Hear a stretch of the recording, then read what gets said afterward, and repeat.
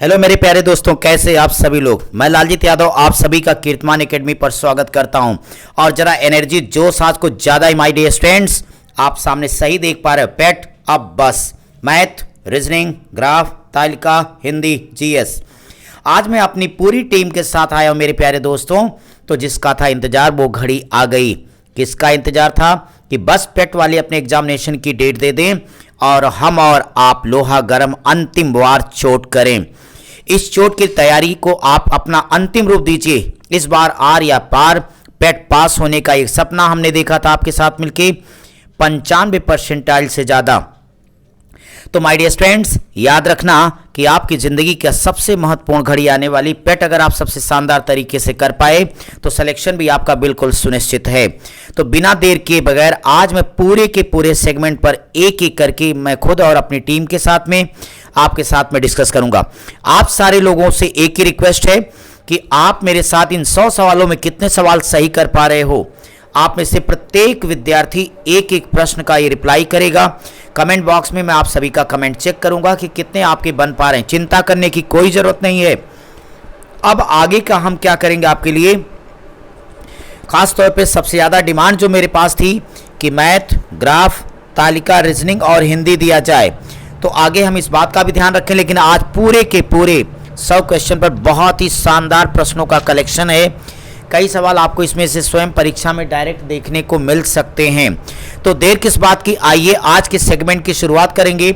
आज ये जो मैराथन मॉक टेस्ट में लेकर के आया माय डियर स्टूडेंट, इसमें एक एक सेगमेंट को अलग तरीके से डिवाइड किया गया है। चाहे जिस हिस्से की बात होगी, तो जीएस का प्रत्येक भाग में देखिए आज के सेशन की शुरुआत सबसे पहले इतिहास के सवालों से होगी।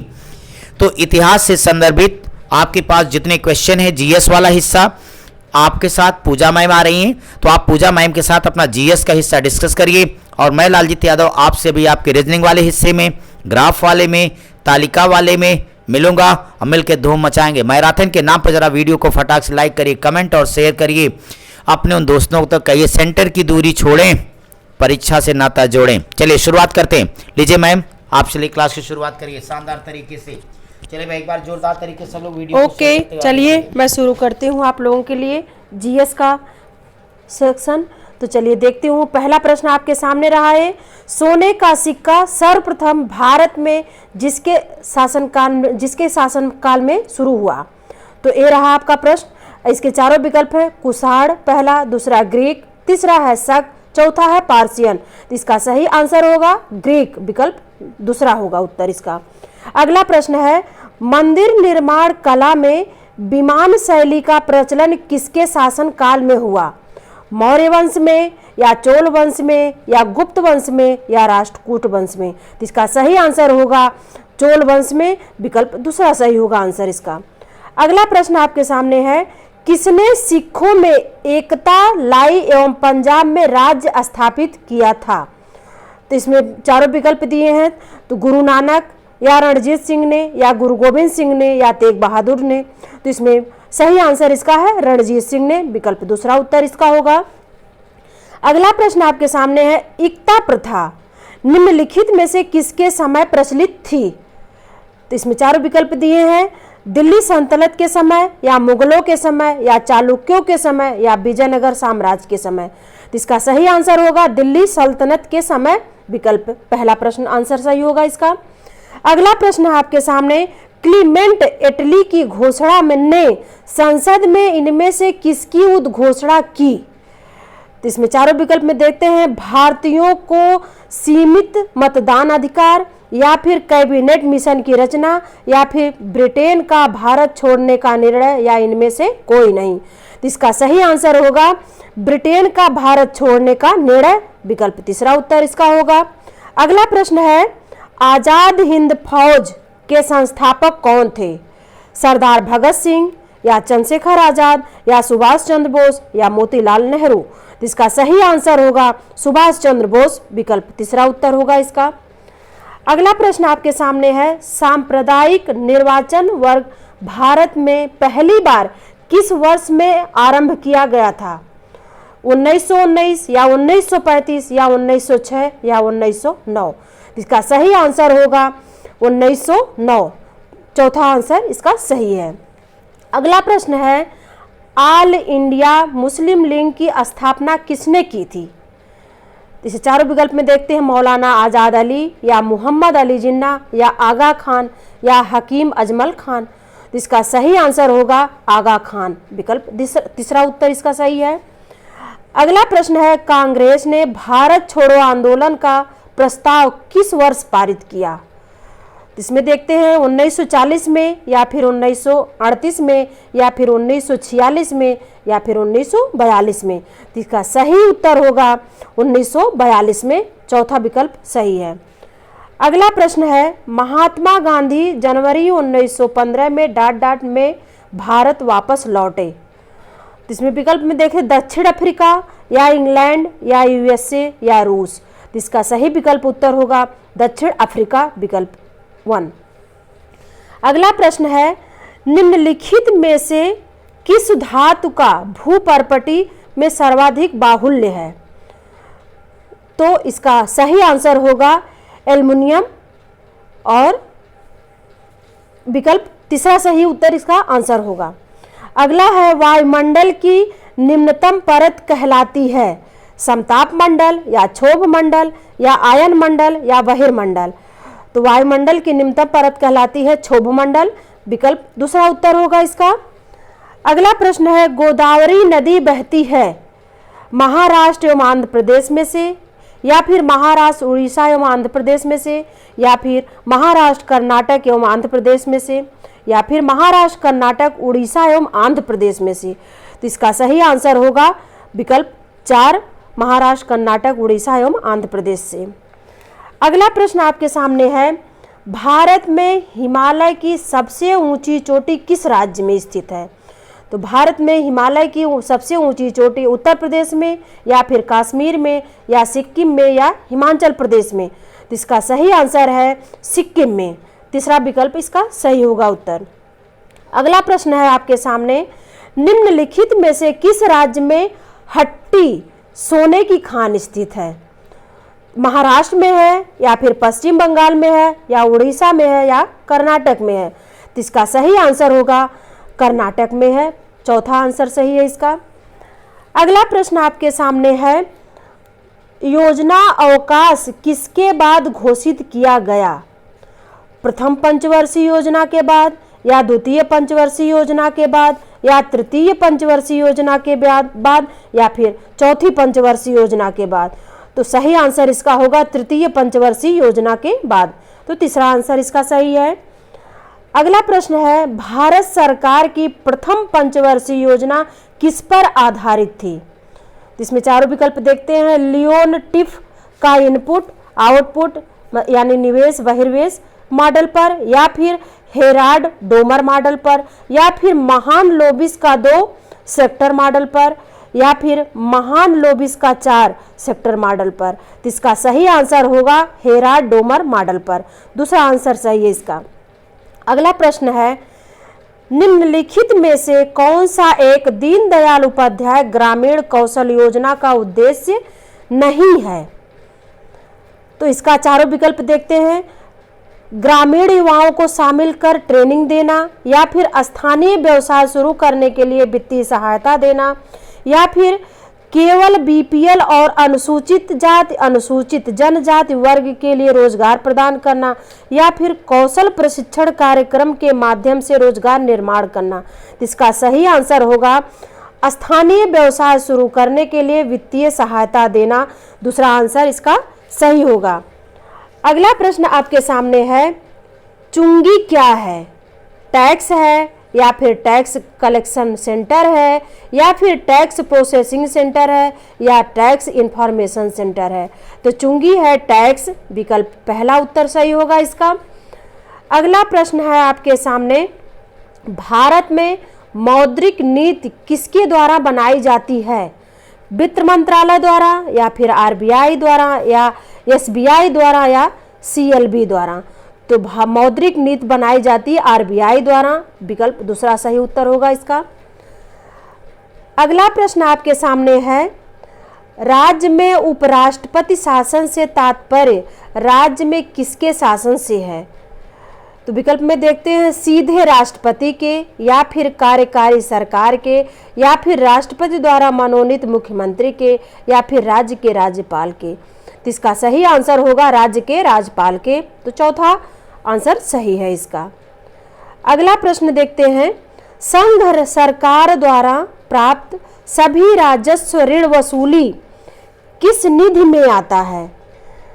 तो भारत का लोक लेखा निधि में आता है, या फिर भारत की आकस्मिकता निधि में आता है, या फिर भारत की समेकित निधि में आता है, या इनमें से कोई नहीं। तो ये आता है आपका भारत की समेकित निधि के अंतर्गत आता है। विकल्प तीसरा उत्तर इसका सही होगा। अगला प्रश्न आपके सामने है, मूलभूत संविधान के कौन से भाग में कल्याण राज्य की संकल्पना सम्मिलित की गई है? संविधान की प्रस्तावना में, या फिर संविधान की चौथी अनुसूची में, या फिर संविधान की तीसरी अनुसूची में, या फिर राज्य नीति निर्देशक तत्वों में। तो इसका सही आंसर होगा राज्य नीति निर्देशक तत्वों में। चौथा आंसर सही है इसका। अगला प्रश्न आपके सामने है, भारतीय संविधान के किस संशोधन द्वारा प्रस्ताव में दो शब्द समाजवादी और धर्मनिरपेक्ष शब्द जोड़े गए थे? 28वें में, या फिर 40वें में, या 42वें में, या फिर 52वें में। तो इसका सही आंसर होगा 42वें में। तीसरा आंसर सही है।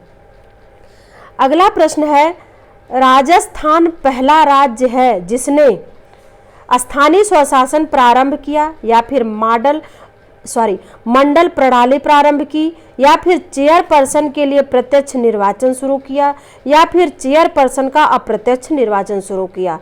तो इसका सही आंसर होगा स्थानीय स्वशासन प्रारंभ किया राजस्थान ने। तो विकल्प पहला उत्तर इसका सही होगा। अगला प्रश्न है आपके सामने, परख नली शिशु के संबंध में तथ्य क्या है? अंडे का निषेचन गर्भाशय में होता है, या फिर भ्रूण का पूर्ण विकास परख नली में होता है, या फिर भ्रूण को 2 महीने बाद गर्भाशय में स्थानांतरित कर दिया जाता है, या फिर अंडे का निषेचन मां के शरीर से बाहर किया जाता है? तो इसका सही आंसर होगा अंडे का निषेचन मां के शरीर से बाहर किया जाता है। अगला प्रश्न आपके सामने है, किसकी उपस्थिति के कारण किसी पादप कोशिका और पशु कोशिका में अंतर पाया जाता है? तो क्लोरोप्लास्ट्स, या फिर कोशिका भित्त, या फिर कोशिका कला, या फिर केंद्रक? इसका सही आंसर होगा क्लोरोप्लास्ट्स। इसका पहला आंसर सही है। अगला प्रश्न है आपके सामने, रासायनिक प्रतिक्रिया में संपूर्ण ऊष्मा परिवर्तन समान होती है, चाहे वह एक या कई चरणों में, या दो से अधिक चरणों में लाई गई हो, इसे कहा जाता है? यह किसका नियम है? तो हेनरी का है, या फिर जूल का सिद्धांत है, या फिर हेस का नियम है, या इनमें से कोई भी नहीं? तो यह नियम है, हेस का नियम है। तीसरा आंसर इसका सही होगा। अगला प्रश्न है, कैंडेला किसकी एसआई इकाई है? तो कैंडेला वेग का है, या फिर आवेग का है, या चमकदार तीव्रता का है, या फिर बल का है? इसका सही आंसर होगा चमकदार तीव्रता का है। तो तीसरा आंसर इसका सही होगा। अगला प्रश्न आपके सामने है, एक समय अंतराल के दौरान जबकि कण की गति बढ़ जाती है क्योंकि यह एक्स अक्ष पर चलता है, इसका वेग और त्वरण हो सकता है क्या? तो इसका विकल्प है क्रमशः सकारात्मक और ऋणात्मक, या फिर क्रमशः ऋणात्मक और सकारात्मक, या फिर क्रमशः ऋणात्मक, या फिर क्रमशः शून्य और शून्य। इसका सही आंसर होगा क्रमशः ऋणात्मक और ऋणात्मक। विकल्प तीसरा उत्तर सही होगा। तो ये रहा जीएस का पोर्शन। तो अब आपके मैथ शुरू हो रही है, तो इसके लिए आपके सर देखेंगे। तो ठीक है, मैं सर जी को दे रही हूँ, आपका आ रहे हैं तो इनको मैं देती हूँ। तो आपका शुरू होता है। हेलो फ्रेंड, कैसे हैं? जीएस का हिस्सा आप लोगों ने कर लिया होगा। उम्मीद करता हूँ बहुत मजा आया होगा। आपके कमेंट से मुझे ऐसा पता चल रहा है। तो चलिए बहुत शानदार तरीके से अपने इस मैराथन को आगे बढ़ाएंगे और जरा मैथमेटिक्स का पोर्शन देख लेते हैं मेरे पेट के बहादुरों। इस बार आर या पार में क्वेश्चन नंबर 31 आज के सेशन का बहुत मजेदार सवाल। देखता हूँ कि 31 नंबर में क्या डिस्कस करना हम लोगों को। तो पहला सवाल आप सारे बच्चे देख पा रहे होंगे। यहाँ पे लिखा गया है कि दो संख्याएं ऐसे ज्ञात करो जिनका योगफल 32 दिया गया और गुणनफल 256। विकल्प देखते ही ठोक दो आंसर मेरे साथियों, क्योंकि आपसे ये कहता है कि x + y बराबर में 32 मेरे भाई। दोनों को जोड़ देने पर 32 आना चाहिए, गुणा करने पर 256। क्या सोच रहे हो जी? अरे कहो ना 16 + 16 बराबर 32 और 16 का वर्ग 256। तो डायरेक्ट विकल्प भी आंसर कर दो भाई। चलिए अगली क्वेश्चन की तरफ। आज के सेशन का क्वेश्चन नंबर 32, 32वां सवाल। ज़रा सारे लोग जोरदार तरीके से कमेंट करते रहिए। लास्ट में सबको ये बताना होगा कि वास्तव में आपके कितने क्वेश्चन सही रहे। माय डियर स्टूडेंट्स, 2 वर्षों में 400 रुपये पर ब्याज से 800 रुपये पर ब्याज 40 रुपये अधिक है साधारण ब्याज। तो साधारण ब्याज की दर आप सभी साथियों को बताना होगा। अगर मैं इस क्वेश्चन की बात करता हूं फ्रेंड्स, तो ये है SI1 और -SI2 बराबर में 40 के। आप सभी लोग जानते हो कि ये क्या होता है, SI PRT बटे 100 होता है बच्चों। अगर ये PRT बटे 100 होगा तो पहली बार करना 800 गुणे R गुणे में 2 बटे में 100। सेशन में सबको मजा आ रहा है ना? जरा हंसते रहिए, सभी लोग मुस्कुराते रहिए, आगे बढ़ते रहिए। 400 गुणे R गुणे 2 बटे में 100 बराबर में 40 लिख देना भाइयों। देखो 2 जीरो यहाँ सुड़ा दो, 2 जीरो यहाँ सुड़ा दो, तो आप सभी को पता है कि 8 दूनी 16 आ जाएगा, 8 दूनी 16 आ जाएगा। इसके बाद में यहाँ से 4 दूनी में 8 आएगा, तो 16 में से 8 घटा दो तो 8 R बराबर में 40 होगा। बोलोगे तो 8 × 25 = 40। R की वैल्यू कितनी आएगी? 5%। विकल्प सी बिल्कुल सही जवाब दे रहे हैं आप लोग। चलिए भाई आगे बढ़िए अगले सवाल पर। यहाँ पे माय डियर स्टूडेंट आप सभी लोगों से बात करने जा रहा हूँ। बहुत ही शानदार सवाल आपके सामने है। अगर इस क्वेश्चन की बात मैं करूँ तो कहता है अशोक को चलो A1 लिख देता हूँ, अब्दुल की बात करता हूँ A2, औसत दिया 90 साल। फिर अब्दुल और एंथोनी को चलो A3 लिख देता हूँ कि औसत आयु दी गई है 50 साल। एंथनी और अशोक की 35 है, अशोक की उम्र कितनी है? औसत का बड़ा ही बेहतरीन क्वेश्चन है, शानदार सवाल है। आप सभी लोगों को बताऊं इसे कैसे लगाओगे। आप कर दो पहले A1 प्लस में A2 बराबर औसत 45 से टोटल कितना होगा? 90 हो जाएगा। अब्दुल अपना कौन है? A2, तो बच्चों ये A2 हो जाएगा। एंथनी A3 हो जाएगा। औसत 50 से 50 तो यहाँ 150 आ जाएगा। अगला हमारे पास में एंथनी और अशोक है, तो जो एंथनी है वो A3 है प्लस में अशोक A1 है। 35 दूना 70 साल के। तीनों को माय डियर स्टूडेंट अगर जोड़ दोगे तो 2 बार A1 आया, 2 बार A2, 2 बार A3, तो 2 गुणे A1 plus A2 plus A3 बराबर जोड़ोगे तो ये कितना आ जाएगा आपके पास? 7 5 12 यानी 90 आपके पास है। हाँ 90, तो यहाँ पे हो जाएगा 15 15 9 24 240। 240 आपके पास आ गया। 240 में 70 जोड़ दीजिए तो कितना आ जाएगा आपके पास? 310 यानी 0 इतना ही दिया है इन्होंने। 45 नहीं 90। बच्चों ये 50 साल है, 50 तो 90 नहीं बल्कि आपका 150 नहीं 100 होगा, तो 260 आ जाएगा। ये 260 आएगा तो 2 से काट दो, 130 साल आ जाएगा। अगर ये 130 आ गया बच्चों तो आपको इतना समझ लेना है कि 130 में से हमें अशोक यानी A1 बताना बेटा, तो A2 A3 घटा दें। A2 A3 आपको कितना दिया गया है? ये 100 साल। 130 में से 100 घटा देना 30 साल। विकल्प सी आपका करेक्ट आंसर हो जाएगा। शानदार तरीके से अपने सेशन का देखेंगे। क्वेश्चन नंबर 34, 34वां सवाल बहुत ही बेहतरीन है। चलिए भाई देखते हैं। आप सब जरा इसका जवाब दो, 10 सेकंड में वेट करता हूँ। बहुत ही प्यारा प्रश्न है। कहता है वर्गमूल कितना है? बहुत हमने पढ़ाया आप लोगों को ऑफलाइन भी और ऑनलाइन भी। आपको सिखाया हूँ इस जगह पर सदैव 2AB रहेगा, भूलना मत परीक्षा के दिन। तो 2 गुणे में AB 2, 35 को तोड़ देना बेटा, √7 गुणे रूट में 5 होगा, तो यह A का मान हो जाएगा, यह B का मान हो जाएगा। तो यानी 2√7 अंडर रूट में 5 लिखो। बीच में माइनस का साइन है तो माइनस लगा दीजिए। प्लस हो तो प्लस का साइन लगाइए। और इस तरीके का विकल्प अगर हम देखते हैं तो विकल्प डी हमें दिया गया, जहां लिखा है प्लस माइनस 2√7 - 5, तो विकल्प डी आपका करेक्ट आंसर हो गया। 35वां सवाल गणित के हिस्से का 35वां और लास्ट क्वेश्चन बच्चों, जरा देखिए। आप सब लोग आओ, इकाई स्थान बहुत पढ़ाया जब हम आपको होल नंबर्स करा रहे थे। तो यहाँ कहता है इसके गुणनफल में इकाई अंक यूनिट प्लेस बताना है। जब इसकी इकाई अंक 7 है तो पावर को किससे भाग देना आपने को 4 से। तो देखो 4 तियाँ 12 हो जाएगा, 12 3 15 4 8 32 1 33, रिमाइंडर कितना आएगा 1। तो 7 पावर्ड बाई 1 गुणे 1 की पावर कुछ भी हो, आंसर क्या आएगा बेटा 1 आएगा।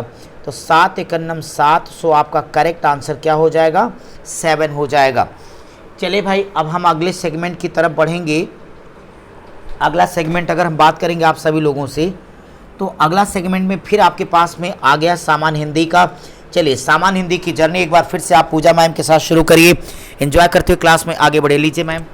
ओके, चलिए आप लोगों का ये रहा प्रश्न, यह किरण का पर्यायवाची है। 36 नंबर का प्रश्न आप लोगों के सामने है। यह किरण का पर्यायवाची है तो तीर, कूल या रश्मि या अनल।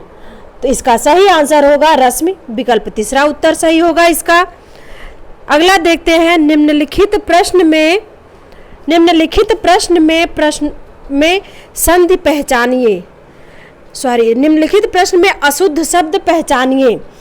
तो इसमें कल्याण, भाषा, नमस्कार या कल्याण। तो इसमें अशुद्ध शब्द है कल्याण शब्द, चौथा उत्तर इसका होगा।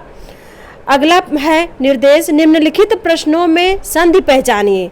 अत्यावश्यक की संधि किस संधि के अंतर्गत आएगा है, आयाद संधि या फिर यण संधि या फिर विसर्ग संधि या फिर पूर्व रूप संधि। तो यह अत्यावश्यक शब्द जो है यण संधि के अंतर्गत आएगा, इसका उत्तर दूसरा होगा। अगला है, नीचे दिए हुए शब्द का सर्वोत्तम विलोम पहचानिए। आय शब्द जो है आय का विलोम पहचानना है। तो आय का व्यय होगा या फिर हानि होगी या अल्प होगा या फिर अपचय होगा। तो इसका सही विलोम होगा व्यय, विकल्प पहला उत्तर सही होगा इसका। अगला प्रश्न आपके सामने है, निम्न वाक्यों में एक वाक्य व्याकरण की दृष्टि से शुद्ध है, इसको पहचानना है आपको।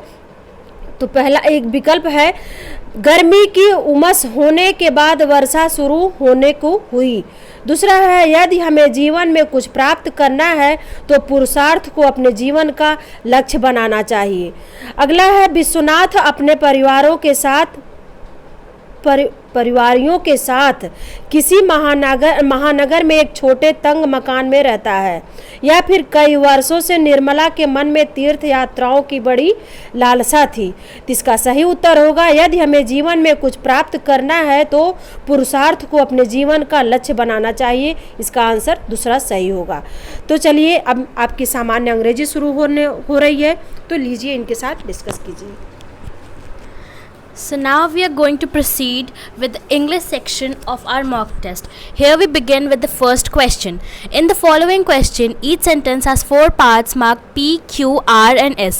Choose the part of the sentence with the error and mark as your answer. If there is no error, mark no errors as your answer. The reason why P, he was rejected. Q was because he was too young. R, no errors. First option is P, second Q, third R, fourth S. Your correct answer would go for option C, R. Second question is, choose the misspelled word. First is wobble, second is changeable, third is scramble, fourth is scrutinize. Here the second option, changeable, is misspelled. Here the correct spelling is CHANGABLE. It's misspelled as GEBLE. Next is directions from 43 to 45. Read the following passage carefully and answer the questions given below. Have you ever heard someone use the phrase once in a blue moon? People use this expression to describe something that they do not do very often. For example, someone might say that he tries to avoid eating sweets because they are unhealthy, but will eat chocolate once in a blue moon. Or someone who does not usually like to go to the beach might say, I visit the shore once in a blue moon. While many people use this phrase, Not everyone knows the meaning behind it. The first thing to know is that the moon itself is never actually blue. This is just an expression. The phrase blue moon actually has no to do with the shape of the moon, not the color. As the moon travels around the earth, it appears to change shape. We associate certain names with certain shapes of the moon. For example, when we can see a small part of the moon, it is called a crescent moon. A crescent is a shape that looks like the tip of a fingernail. When we cannot see the moon at all, it is called a new moon. When we can see the entire moon, it's called a full moon. Usually, there is only one full moon every month. Sometimes, however, there will be 2 full moons once in a month. When this happens, the second full moon is called a blue moon. Over the next 20 years, there will be only 15 blue moons. As you can see, a blue moon is a very rare event. This fact that led people to use the expression once in a blue moon to describe other very rare events in their lives. The first question arises over here is, using the passage as a guide, it can be understood that which of the following sentences do not contain an expression. First, Rohit has lost his mind. Second, an apple a day keeps the doctor away. Third, I will mow the grass after I finish my homework. Fourth, it's never a bad time to start something new. The correct answer would be option B, an apple a day keeps the doctor away. Next is, the author writes, as you can see, a blue moon is a very rare event. The purpose of this statement is to answer the earlier question, provide an example, support the upcoming conclusion, challenge a previous statement. So here the correct answer is to support an upcoming conclusion. Next question is, which of the following would be a good example of someone doing something once in a blue moon?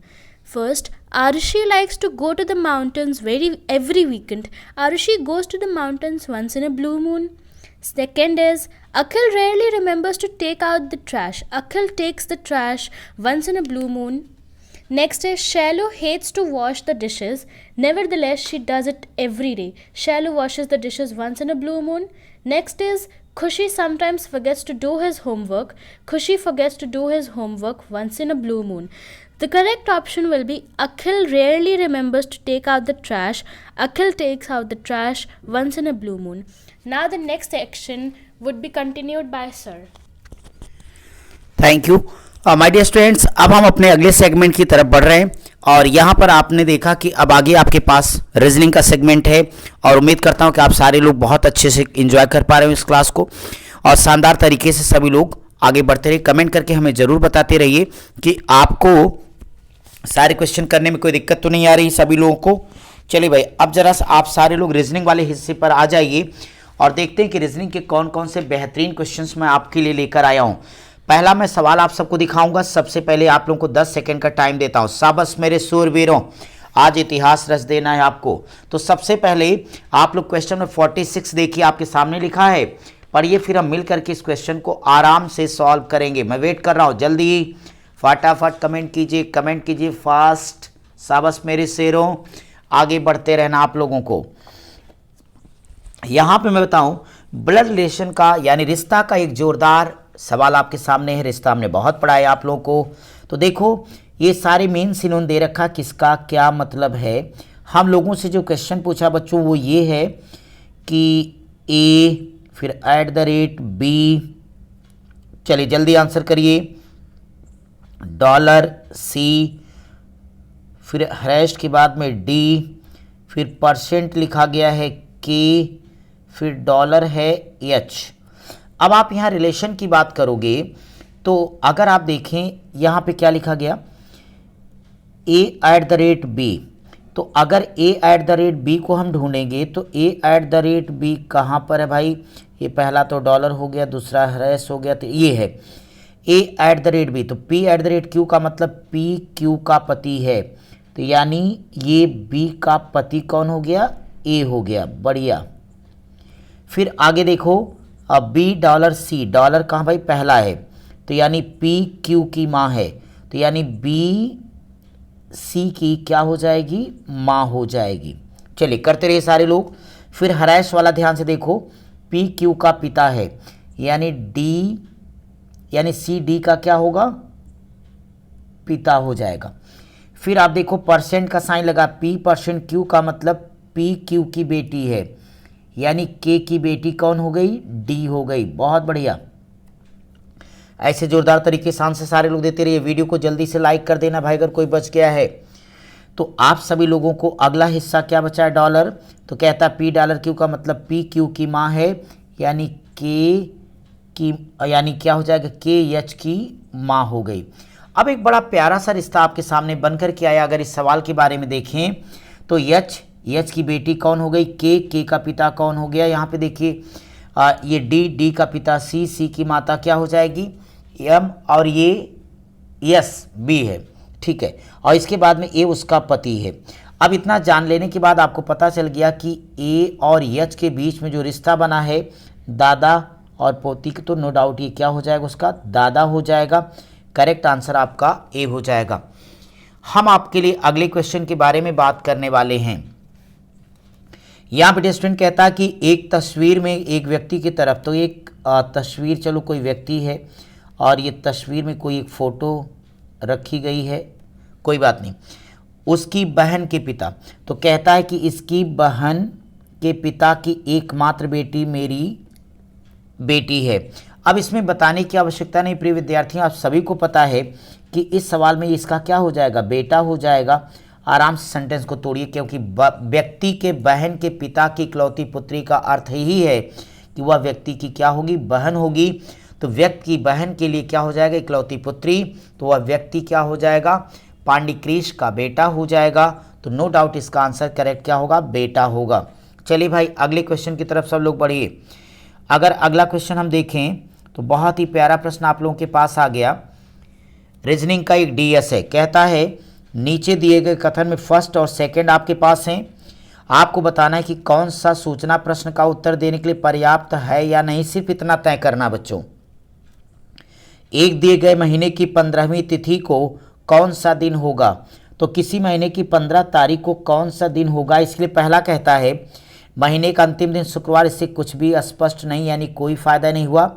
महीने के तीसरे शनिवार को 17 तारीख, बच्चों 17 तारीख को शनिवार होगा, तो इसमें से 2 घटा दो, 15 तारीख को थर्सडे यानी बृहस्पतिवार होगा। बोले यस आर नो, तो निश्चित तौर पे आप सबका यहाँ जो विकल्प बनेगा वो कौन सा आंसर होगा, जिसमें कथन सेकंड में दिया गया डाटा अकेले प्रश्न का उत्तर देने के लिए पर्याप्त नहीं है, जबकि फर्स्ट में दिया गया डाटा प्रश्न का उत्तर देने के लिए पर्याप्त है। तो नो डाउट करेक्ट आंसर क्या होगा, ए हो जाएगा। चलिए भाई अपने सेशन के अगले शानदार सवाल की तरफ बढ़ते हैं। एकदम पेशेंस बना के बच्चों रखो, आपकी एकदम लाइफ डिसाइड करेंगे सारे क्वेश्चंस, बहुत ही अच्छे हैं ये। मज़ा आ रहा सबको, कोई दिक्कत तो नहीं। चलिए 10 सेकंड आराम करते हुए एक सवाल और आपके सामने। आपके कमेंट का मुझे इंतजार है, जल्दी करिए और तेज बोलूँ क्या, जी एनर्जी ज़्यादा आ गई है। अरे भाई अब तो चुप हो गया मैं, लेकिन अब मैं चुप नहीं रह सकता। ये सवाल को देखो, एनालॉजी टेस्ट का बच्चों, अगर इसको जोड़ दो तो आपका 2 1 3 3 6 3 9, इसको जोड़ोगे तो ये भी 9 आएगा, इसको जोड़ो तो 6 5 11 11 4 15 आएगा। विकल्प में दिए गए नंबर्स में से जिसको जोड़ देने पर 15 आएगा वो मेरा उत्तर हो जाएगा। अभी 6 5 11 8 19 है, हट गलत। 6 4 10 8 18 नहीं चलेगा। 6 और 3 9 6 15, और ये हो जाएगा 6 3 9 2 11, ये भी नहीं। विकल्प सी आपका करेक्ट आंसर। आपका कौन सा है भाई, जवाब देते रहिए। चलिए अपने सेशन के 50वें सवाल पर, बहुत मज़ेदार सेशन आज भाई, मुझे तो बहुत मज़ा आ रहा है। आप लोग बताओ आप लोग कैसा लग रहा है।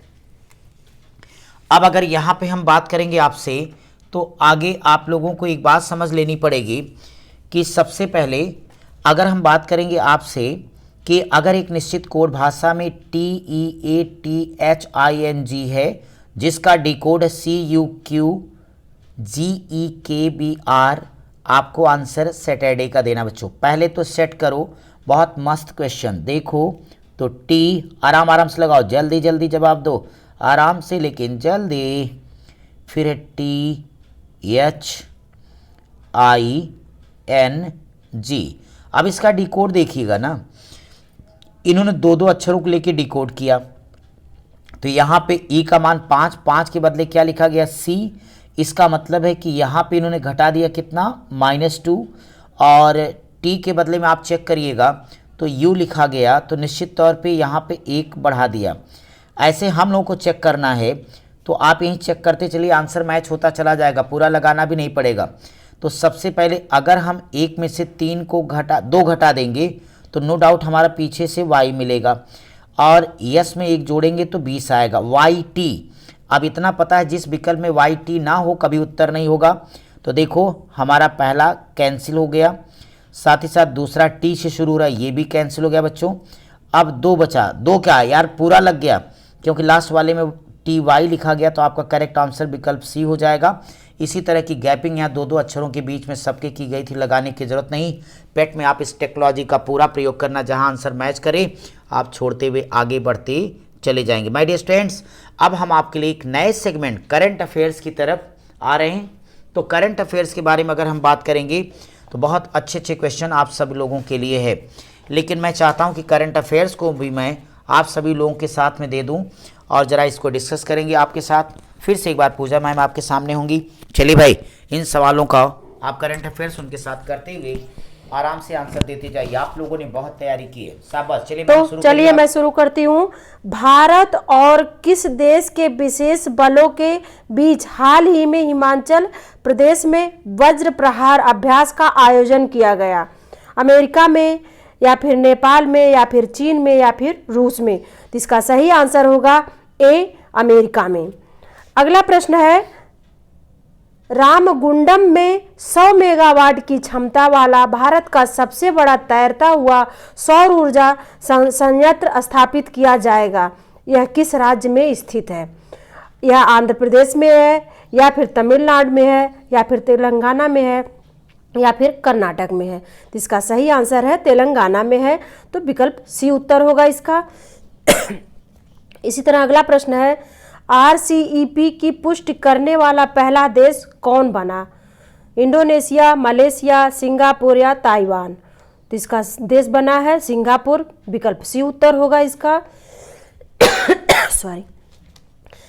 अगला प्रश्न है, निम्नलिखित में से कौन सा देश E9 का सदस्य नहीं है? चीन है, या फिर भारत है, या फिर नाइजीरिया है, या फिर दक्षिण अफ्रीका है? तो इसमें दक्षिण अफ्रीका नहीं बना है, विकल्प डी उत्तर होगा इसका।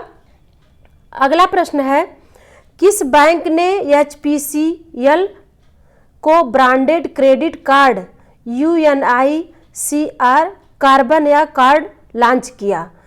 तो यूनियन बैंक ने, या फिर उज्जीवन स्मॉल फाइनेंस बैंक ने, या फिर इक्विटास स्मॉल फाइनेंस बैंक ने, या फिर उत्कर्ष स्मॉल फाइनेंस बैंक ने? तो इसको लॉन्च किया है यूनियन बैंक ने, विकल्प ए उत्तर होगा। अगला प्रश्न है, हाल ही में किस प्रसिद्ध मराठी लेखक को सरस्वती सम्मान 2020 मिला है? श्रीकांत मोघे को, या फिर आनंद यादव को, या फिर रंगनाथ पठारे को, या फिर शरण कुमार लिम्बाले को? तो यह सरस्वती सम्मान 2020 का मिला है शरण कुमार लिम्बाले, विकल्प डी उत्तर होगा इसका। अगला प्रश्न आपके सामने है, साउथ सिनेमा के किस दिग्गज अभिनेता को 91वें दादा साहेब फाल्के पुरस्कार से सम्मानित किए जाने की घोषणा की गई है? तो इन विकल्प में देखते हैं, चिरंजीवी, या फिर प्रभास, या फिर रजनीकांत, या प्रकाश राज? तो इनको रजनीकांत को मिला है, विकल्प सी उत्तर होगा इसका। अगला प्रश्न आपके सामने है, भारत के 48वें मुख्य न्यायाधीश के रूप में किसे नियुक्त किया गया है? तो NB रमना, या फिर रोहिंटन फली नरीमन, या फिर उदययू ललित, या फिर अजय माणिकराव खानविलकर? तो इसमें 48वें मुख्य न्यायाधीश के रूप में नियुक्त हुए NB रमना, विकल्प ए उत्तर सही होगा। अगला प्रश्न है, DRDO की किस संस्थान ने मिसाइल हमलों के खिलाफ नौसेना के जहाज़ों की सुरक्षा हेतु एक उन्नत चौप प्रौद्योगिकी विकसित की है? इसमें विकल्प में देखते हैं, एडवांस्ड सिस्टम लेबोरेटरी हैदराबाद, या फिर रक्षा प्रयोगशाला जोधपुर, या फिर रक्षा इलेक्ट्रॉनिक्स अनुसंधान प्रयोगशाला हैदराबाद, या फिर रक्षा अनुसंधान प्रयोगशाला तेजपुर? तो इसका सही आंसर होगा रक्षा प्रयोगशाला जोधपुर, विकल्प बी उत्तर होगा इसका। अगला प्रश्न है, कौन सा देश पुरुषों की मुक्केबाजी विश्व चैंपियनशिप 2023 की मेजबानी करेगा? कजाकिस्तान, या फिर अफगानिस्तान, या फिर किर्गिस्तान, या फिर उज्बेकिस्तान? तो इसका सही आंसर होगा उज्बेकिस्तान, विकल्प डी उत्तर होगा। अगला प्रश्न है, निम्नलिखित में से कौन सा भारतीय शहर यूनेस्को विश्व धरोहर स्थलों की सूची में शामिल है?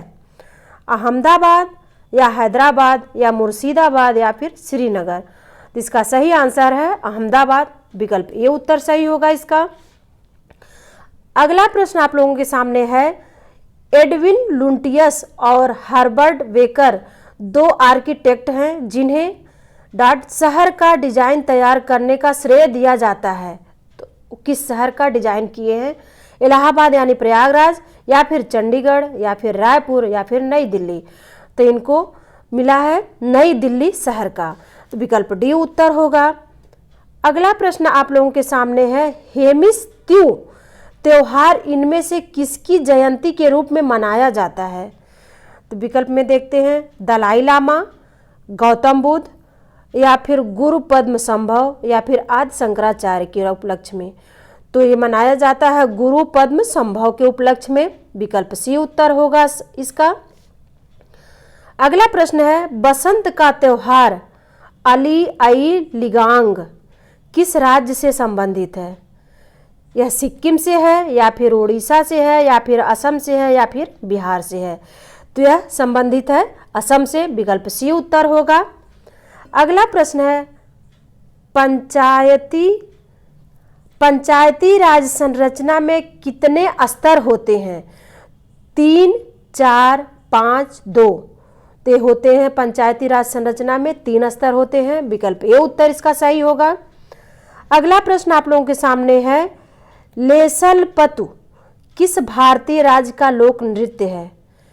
केरल राज्य का, या फिर नागालैंड का, या फिर कर्नाटक का, या फिर गोवा का?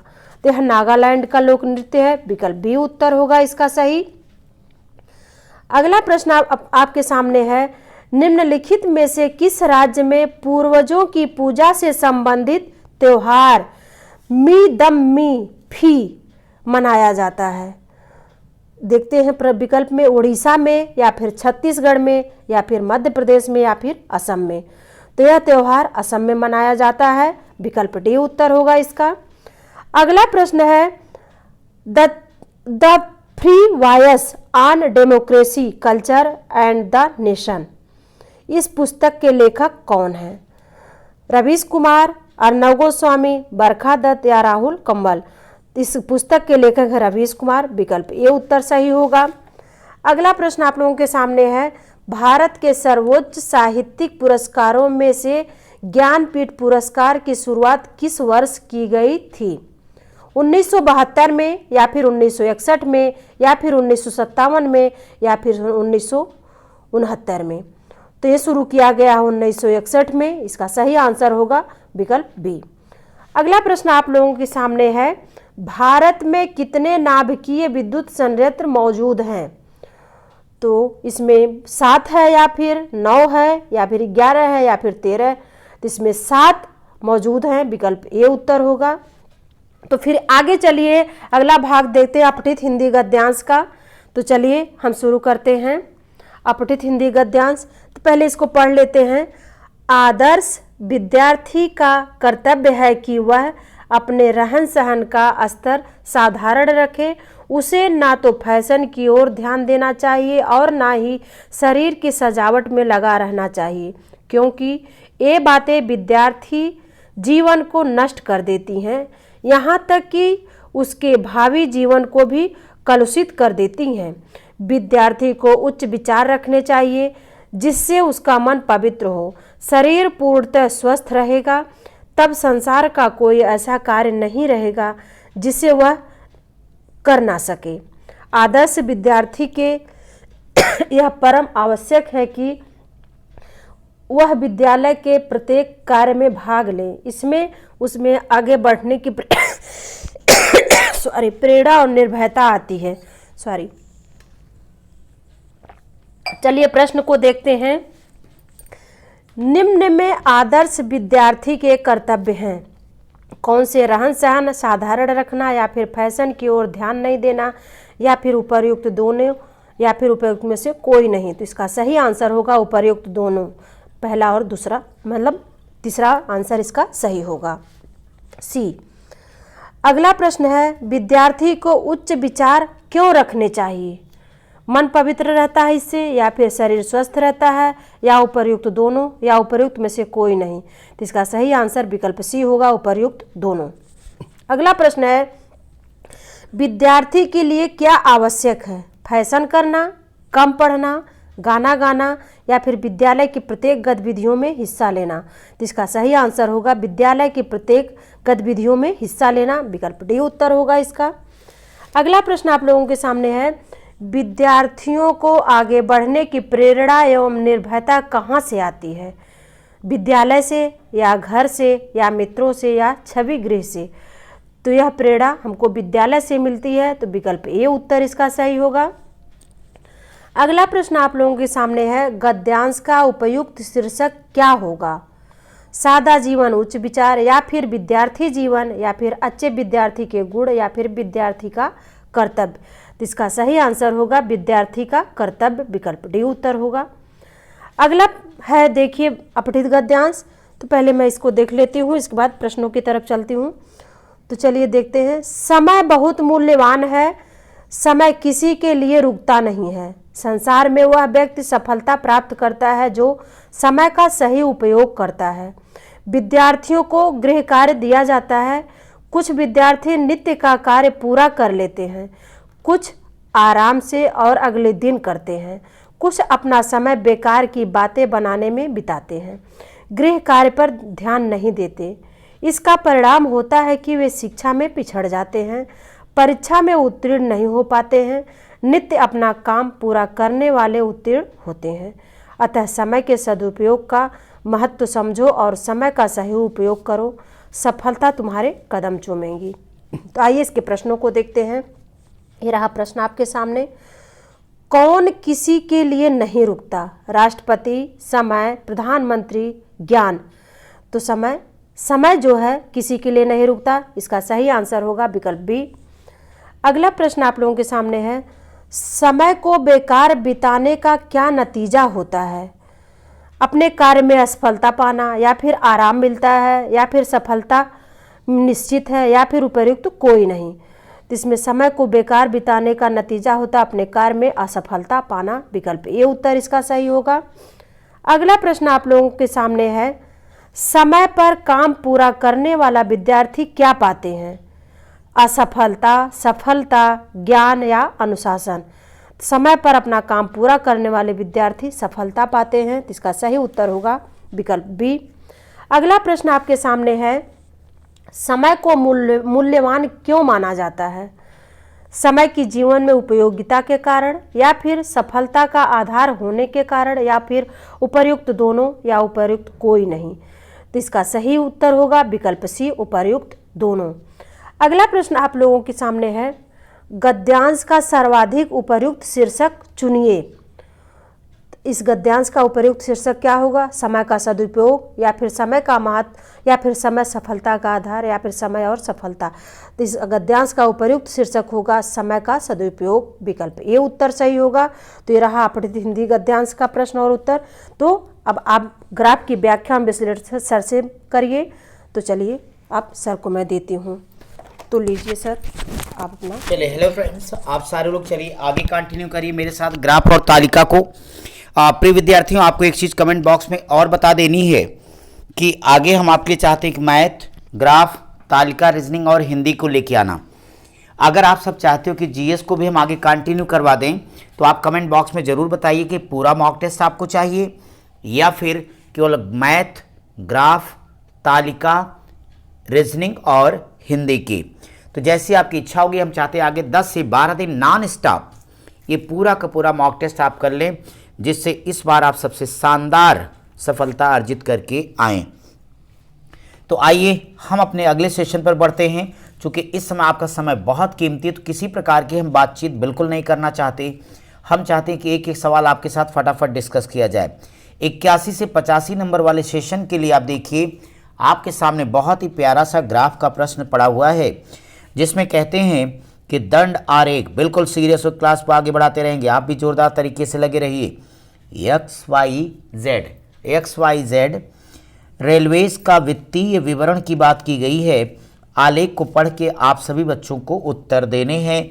यहाँ जो पहला वाला है वो सकल ट्रैफिक को दिखाएगा, दूसरा वाला कुल व्यय को दिखाएगा। ये पूरा आपका डायग्राम है। अब एक एक सवाल पर हम लोग यहाँ पे डिस्कस करते हुए आगे बढ़ेंगे। बहुत ही प्यारा पहला सवाल आप लोगों के सामने आ गया मेरे साथियों। कहता है कि 1993-94 की तुलना में 1995-96, 1993-94 पहला वाला है, 95-96 ये तीसरा वाला है, की तुलना में कितने प्रतिशत की वृद्धि हुई। आप बच्चों देखो किसकी बात करता है, सकल ट्रैफिक प्राप्ति की। पहला वाला सकल ट्रैफिक प्राप्ति है, यही है ना बच्चों। तो पहला अगर सकल ट्रैफिक प्राप्ति है तो आप सभी को पता है कि पहला वाला सकल ट्रैफिक प्राप्ति है। तो यहाँ पे जो दोनों डेटा आप सबको दिए गए, इसके अंदर और इसके अंदर आप अगर ध्यान दें तो यहाँ आपको लिख करके कितना दिया गया भाई, 5300, और यहाँ दिया गया 7500। तो अगर आप इन दोनों का अंतर निकालिएगा तो नो डाउट आप तुरंत अपना आंसर यहाँ से कर पाएंगे। अब आप बताओ 7500 है में से बच्चों 5300 को घटा लो तो 0 0 आपके पास आ गया 2 1200। तो बच्चों यहाँ पे कर देना 1200 और बटे में कितना लीजिएगा 5300, गुणे में करिएगा 100, 2 0 उड़ा दो, यानी अब आप बताओ 53 हो जाएगा यहाँ पे। तो कम से कम कितनी बार आप मिनिमम लेके जा पाओगे यहाँ पे। अगर वृद्धि के संदर्भ बात करेंगे तो सिर्फ 53 है, तो 5 दूनी 10 हो जाएगा आपके पास। यानी इसको आराम से आप सिंप्लीफाई करें, है ना भाई। तो लगभग आपके पास आ गया कितना कंप्लीट, ये 4 5 चौक 20, 41, 4 से कोई ऑप्शन शुरू नहीं हो रहा है। तो अगर 4 से ऑप्शन नहीं शुरू हो तो मत हो, आपके आराम से विकल्प बी करेक्ट आंसर यहाँ पे चुनिएगा। प्रतिशत वृद्धि हमने बहुत पढ़ा है, वृद्धि बटे मूल मान गुणे 100। इस सेशन के अगले सवाल को हम लोग तुरंत देखेंगे। क्वेश्चन नंबर आपके पास 82 आ गया। कहता है कि लाभ का ये फार्मूला इन्होंने लिख के दिया है कि प्राप्ति में से कुल खर्चे को घटा देंगे। तो ये 1996-97 सकल ट्रैफिक प्राप्ति का कितना प्रतिशत लाभ है। माय डियर स्टूडेंट्स, अगर 96-97 की बातें करेंगे तो 96-97 ये रहा आपके पास, 96-97 में आप सभी लोगों को देख लेना पड़ेगा दोनों के बीच में डिफरेंस। तो ये इसके अंदर कितना लिखा, ये 8500 लिखा गया और ये 8000 है। तो दोनों के बीच में डिफरेंस निकालिए तो 500 का आ जाएगा, और 500 बटे में कितना कर दें, 8500 कर दिया जाए, गुणे में 100 करिए, 0 0 उड़ा दीजिएगा तो आपके पास 500 बटे में 85 आएगा। अगर 500 में 85 की भाग करोगे तो 8 25 में 40, 5 बार से कम तो जा ही नहीं सकता। अब 5 बार वाला एक ही ऑप्शन दिया गया, विकल्प ए करेक्ट आंसर हो जाएगा। बहुत ही प्यारे मेरे दोस्तों, अगला सवाल देखो। अगला सवाल ये कहता है कि किस वर्ष सकल ट्रैफिक प्राप्ति के प्रतिशत के रूप में लाभ प्रतिशत अधिक है। अब अगर आप यहाँ पे इनके एक एक चीज़ को देखें कि भाई कहते हैं 97 98। अब अगर आप इनके 97 98 की बात करेंगे तो 97 98 इनका लास्ट वाला है। लास्ट वाले डेटा पर हम गौर करेंगे तो ये 9400 इसके अंदर लिखा गया है, 8800 यहाँ लिखा गया बच्चों। तो ये अगर आप डिफरेंस निकालिएगा तो नो डाउट ये 600 और 600 बटे में 94 आएगा, तो 9400 आ जाएगा। इसको अगर हम कैलकुलेट करेंगे गुणे 100 से, इसकी वैल्यू को देखेंगे। अब आपको सब हल करने की जरूरत नहीं है, 2 0 उड़ा दीजिएगा। 94 तो 9 3 27, 9 चौक 36 के आसपास आ जाएगा ये। ऐसे आप लोग 96 97 95 96 94 95 देख के लग रहा है कि 94 95 का जो डेटा है बच्चों वहाँ पे आपको दिख रहा है कि 6400 है, में से 5800 को घटा दीजिएगा और बटे में अगर हम बात करेंगे आपकी तो 6400 आ जाएगा और गुणे में 100 कर दीजिए। ठीक भैया, इसका आएगा 9.4। अब जितने दिए गए इतना ज़्यादा तो किसी का होने वाला ही नहीं, करेक्ट आंसर विकल्प डी हो जाएगा। चलिए नेक्स्ट क्वेश्चन की बात हम अगर करें तो देखिए अगला बहुत ही प्यारा प्रश्न है। कुल व्यय वही रहे, बहुत बढ़िया। तो 10% का लाभ पाने के लिए 94 95 सकल ट्रैफिक कोड में कितने की रुपए का होना चाहिए। मैं यहाँ बता दूँ 10% की कमी करोगे तो 90 90 का 90 बटे में कितना आ जाएगा 100, यानी 90 बटे 100 का मतलब हो जाएगा 0.9 यानी 0.9 आ जाएगा बच्चों। तो 0.9 आ जाएगा।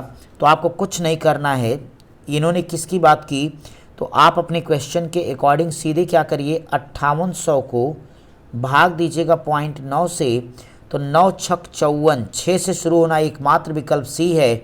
डायरेक्ट आंसर कर दीजिएगा 6.44, पूरा लगाने की भी आवश्यकता नहीं है। इस डायग्राम के बेस पर हम देखेंगे क्वेश्चन नंबर 85। ज़रा आप सभी थोड़ी कोशिश कीजिए, तो देखता हूं कि आप इस सवाल तक पहुंच पा रहे हो। भाई ये तो बहुत ही आसान है। इसमें कहता है 93, 94 से 97, 98 काल में कुल कितने करोड़ की वृद्धि हुई है। बहुत अच्छी बात है। आप देखिए वर्ष क्या है 93, 94। अगर आप 93, 94 के संदर्भ में बातें करिएगा तो ऊपर से किस में कह रहे हैं, व्यय की बात कर रहे हैं। तो अगर व्यय की बातें की जाएंगी तो बच्चों आपको एक बात पता चल जाएगी कि 8800, 8800 में से आप लोग 5300 को घटा देना तो 3700 करोड़ आ जाएगा। ऐसा विकल्प डी दिया गया, ये आपका करेक्ट आंसर हो जाएगा।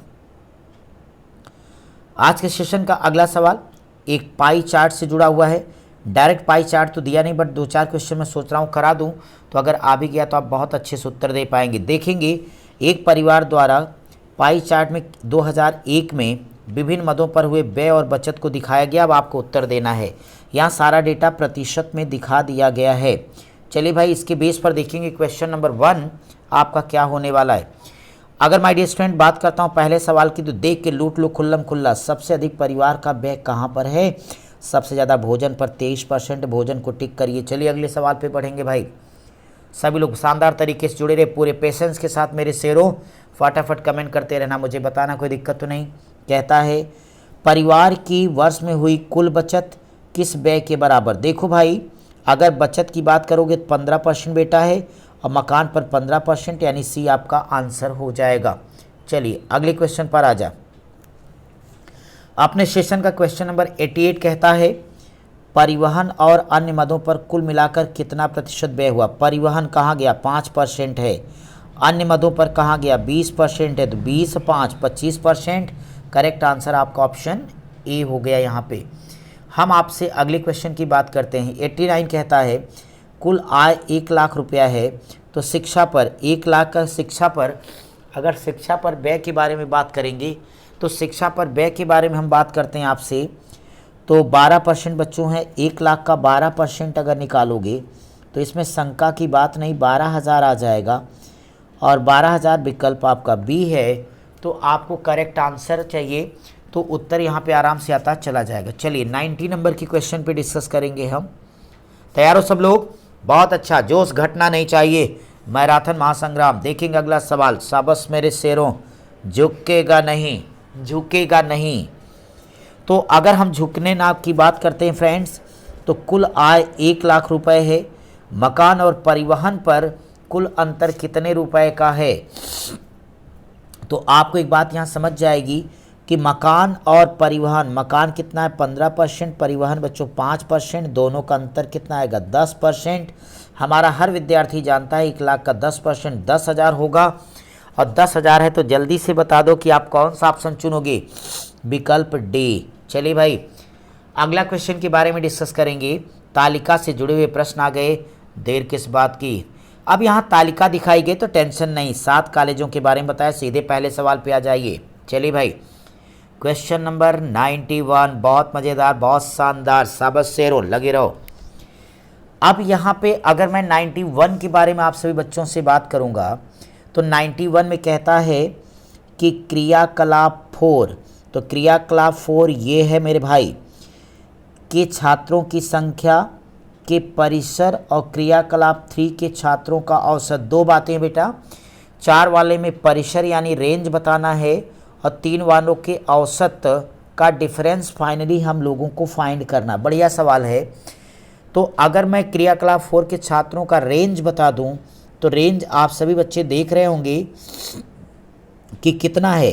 138 में से 105 को आप लोग घटा दें तो 333 आ जाएगा। अब यहीं क्रियाकलाप 3 का क्या करिए, सारा औसत निकालिए क्रियाकलाप 3 का, यानी जितने डिजिट आप देख रहे हो इसको जोड़ करके इनको औसत निकालना। टोटल 7 है तो डिवाइडेड बाई 7 कर दीजिएगा। सारा आप लोग जोड़ो तो कितना आएगा जल्दी बताओ, 1603 आएगा। औसत निकालो तो 229 आ गया है ना भाई। 333 में से 229 को घटा के जरा आप लोग बोलो तो निश्चित तौर पे आपके पास आंसर आएगा 104। विकल्प सी आपका करेक्ट आंसर है। 92 मैं फटाफट कैलकुलेट करते हुए आगे बढ़ा रहा हूँ ताकि आप भी तेज़ी के साथ रिवाइज कर पाएँ। कहता क्रियाकलाप 2 में छात्रों की संख्या का 4 के छात्रों की संख्या के साथ में प्रतिशत। तो क्रियाकलाप 2 ये माय डियर स्टूडेंट सारे के सारे आप जोड़ दो, तो सारे अगर आप जोड़ दोगे तो आपको कितने मिल रहे हैं, ये 900। क्रियाकलाप अगर हम 4 के बारे में बात करें, 4 अभी हम जोड़ेंगे तो हमें पता चला ये 1800 है। परसेंट बताना है तो 900 बटे 1800 बताने की ज़रूरत नहीं है, कितना आ जाएगा, 50% आएगा। 50% यानी विकल्प डी आपका आंसर हो गया। चलिए भाई 93 नंबर का सेशन, बहुत अच्छा सवाल। डीआई के लिए आप टेंशन बिल्कुल ना लेना, पहले से भी हमने चैनल पे सारे क्वेश्चंस करा रखे, वहाँ से आप देख लीजिएगा। कहता क्रियाकलाप 3 से संबंधित आंकड़ों की माध्यिका बतानी, बहुत अच्छी बात है। क्रियाकलाप 3 के अंतर्गत ये सारे डेटा दिए गए हैं आपको, 65 आपको दिया गया, 130, 420, ये सारे के सारे डेटा दिए गए बच्चों।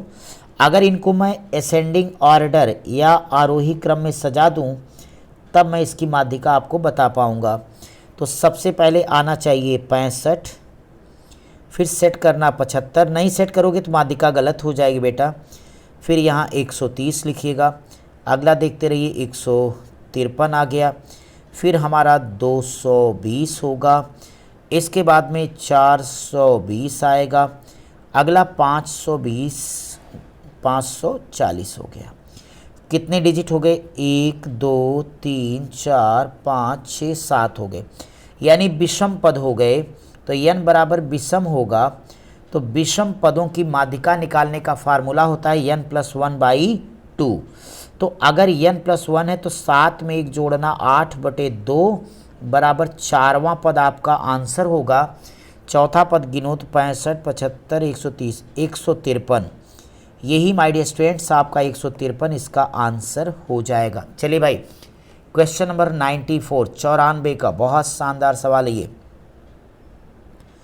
वह कॉलेज कौन सा जिसमें छात्रों की सबसे कम संख्या पाठ्येतर क्रियाकलापों में हिस्सा लेती है। अगर हम डी के बारे में बात करें तो विकल्प जो कॉलेज डी है, तो आप देख रहे हैं क्या जो पाठ्येतर क्रियाकलाप में भाग लेने वाले छात्रों की संख्या बहुत ही कम, बेहद कम है। तो ये तो आरेख से ही स्पष्ट है कि इसका आंसर पहला विकल्प या कॉलेज का नाम क्या होगा, डी हो जाएगा। अब अगर मैं आपसे अगले क्वेश्चन के बारे में बात करता हूँ, 95 नंबर। धीरे धीरे हम लोग अपने मिशन की समाप्ति की ओर बढ़ रहे हैं भाई, बस 5-6 सवाल और बचे हैं, फटाफट कंप्लीट करिए। क्रियाकलाप सेकेंड और फर्स्ट में छात्रों की संख्या में अनुपात क्या है। बच्चों अगर क्रियाकलाप फर्स्ट के छात्रों की बात करोगे और सेकंड की, तो पहले सेकंड अभी हम लोगों ने पीछे जोड़ा था, 900 आया था, याद है ना आपको। फर्स्ट वाले सारे डिजिट जोड़ दो, कितना आएगा, 2000। सेकंड अनुपात फर्स्ट बच्चों, तो 2 2 0 यहाँ से उड़ा दो, सारे लोग बता सकते हो कि 9:20, 9:20, विकल्प भी आपका करेक्ट आंसर हो जाएगा। एक नया टेबल आ गया। अब इस नए तालिका के बारे में हम लोग पढ़ा जाए और देखते हैं क्या कहता है। नीचे दी गई तालिका में विभिन्न परीक्षा केंद्रों में परीक्षा का नामांकन भरने वाले अभ्यर्थियों की संख्या कुल अभ्यर्थियों की संख्या के प्रतिशत के रूप में दिखाई गई है। तालिका प्रत्येक परीक्षा केंद्र के ऑनलाइन अभ्यर्थी और एब्सेंट यानी अनुपस्थित लोगों की कुल संख्या को प्रतिशत के रूप में दिखा रही है। छात्रों की कुल संख्या आपको दी गई, इकाई, दहाई, सैकड़ा, हजार, 10,000, लाख, 10 लाख, 12 लाख दी गई। अब हमें इसी की बेस पर ये परीक्षा केंद्र हैं, कुल अभ्यर्थी हैं, ऑनलाइन है, एब्सेंट है, ये सारा डेटा दे दिया गया। चलिए एक एक सवाल को पढ़ते हुए अब हम आगे बढ़ेंगे। क्वेश्चन नंबर 96 कहता है कि ए परीक्षा केंद्र एफ पर उपस्थित अभ्यर्थियों की कुल संख्या के 15% के बराबर, बी परीक्षा केंद्र के पर उपस्थित छात्रों के अभ्यर्थियों के बराबर है। तो ए बी का कितना प्रतिशत है, ये आपका प्रश्न है। बच्चों कहता है कि ये बराबर परीक्षा केंद्र एफ पर उपस्थित अभ्यर्थियों की संख्या गुणे 15%। तो आपको टोटल जो डेटा लिख के दिया गया था 12 लाख था, तो 1 2 3 4 5 जीरो कर दो। यहाँ से बच्चों 15% निकाल दीजिएगा, तो 15/100 करिएगा। दूसरे वाले में आप एफ को देख पा रहे हो, तो 15 अगर यहाँ पे आपके पास दिया गया, फिर आप कितना करोगे 64 कर लेना, फिर आपके पास 64/100 आ जाएगा, लास्ट में 15/100 आ जाएगा। अब आप इस तरह से इसे कैलकुलेट कीजिएगा तो आपको एक आंकड़ा प्राप्त होगा। कैलकुलेट करिए सब लोग, तो 17280 हो जाएगा। ऐसे बच्चों बी के बारे में थोड़ा कैलकुलेटिव है, मेरे साथ में करो। बी के बारे में भी आप यही बात कहोगे कि अगर ये 12 लाख हैं तो चिंता नहीं करते हम लोग, गुणे। बी का संदर्भ जहाँ तक था तो ये क्या कह रहे थे, के सेंटर इनका ये 16 है, फिर कितना दिया गया 38 दिया गया, 20 दिया गया। यहाँ एब्सेंट होने की बात आई तो आप कर दोगे 16/100, 20 तो 80/100 कर दीजिएगा। फिर आप इसे कैलकुलेट करिए तो ये आएगा आपका 1,53,600 का। अब दोनों के एक दूसरे के परसेंट के रूप में दिखाना था, तो क्वेश्चन मार्क बराबर आप करिएगा 17280 बटे में क्या करिए 153,600 इंटू 100, 2 जीरो आप सब काट दो।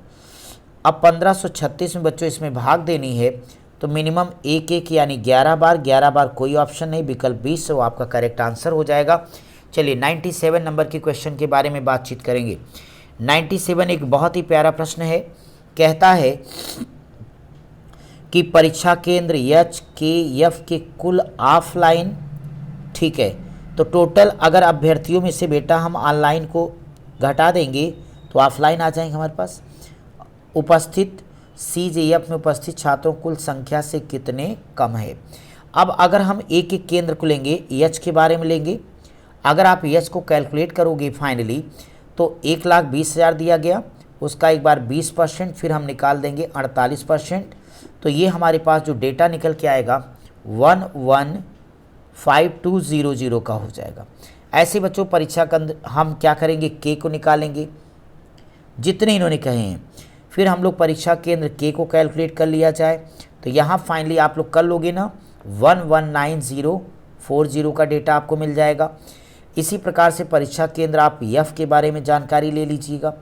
परीक्षा केंद्र एफ है, अगर एफ को फाइनल कैलकुलेट करिएगा तो 360240 के आसपास आ जाएगा। बच्चों ऐसे जी के बारे में आप कैलकुलेट कर लीजिए तो ये आपके पास कितना आ रहा है 225000 हो जाएगा। ऐसे जे के बारे में आप लोग कैलकुलेट करिएगा तो इनका आप कैलकुलेट करोगे फाइनल तो ये आपके पास आएगा 236160।